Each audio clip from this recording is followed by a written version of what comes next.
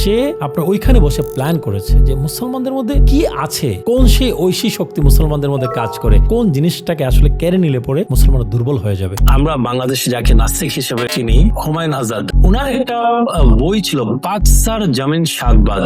সেইখানে আমি সর্বপ্রথম আল আজহার ইউনিভার্সিটির নাম আমি পড়েছি। ওনার সেই বইতে আমি নেগেটিভ রিভিউ পেয়েছি, যেহেতু একটা নাস্তিক মানুষ এই ইউনিভার্সিটির সমালোচনা করছে, মানে ওইখানে ভালো কিছু আছে। ইউরোপের শিক্ষা ব্যবস্থা এবং আজহার এবং বাংলাদেশ, এই তিনটার তৃতীয় মাত্রার মধ্যে আপনি কোন মাত্রাটাকে সবচেয়ে এগিয়ে রাখবেন? আমাদের শিক্ষা ব্যবস্থায় এই জিনিসগুলো আসলে শেখানো হয় না। ভিন্ন মতকে সহ্য করা, কেউ যেন একটা অপিনিয়নের সাথে আপনি একমত নাও হতে পারেন। ইত্তেহাদ মাল ইখতিলাফ, ডিফারেন্স অফ অপিনিয়ন থাকবে। বেশিরভাগ ইনফ্লুয়েন্সারের কাজই হচ্ছে আপনাকে বস্তুবাদী হিসেবে গড়ে তোলা। পৃথিবীর প্রায় বেশিরভাগ দেশে ইসলাম ছড়িয়েছে কিন্তু সুফিগণের মাধ্যমে। আমাদের এতটা অধপতন কেন হলো? আজকে ইউরোপ আমেরিকা কেন আমাদের মাথার উপরে চাইলেই ছড়ি ঘোরাতে পারে? আমাদের মাইন্ড কন্ট্রোল করছে তারা, ডিপ স্টেট কাজ করছে। ইউরোপ আমেরিকার বোমা যখন আমাদের মাথার উপরে পড়ে, শিয়া সুন্নি ওয়াহাবি সালাফি আহলে হাদিস দেখে কিন্তু আমাদের মাথার উপরে বোমা পড়ে না। কোন সমসাময়িক জ্ঞানগুলো একজন আলিম হিসাবে জানা দরকার, যেগুলো তাকে ইউনিভার্সাল করে ফেলতে পারে? মাদ্রাসায় পড়ার পরও কিন্তু তারা ইমান হারা হচ্ছে,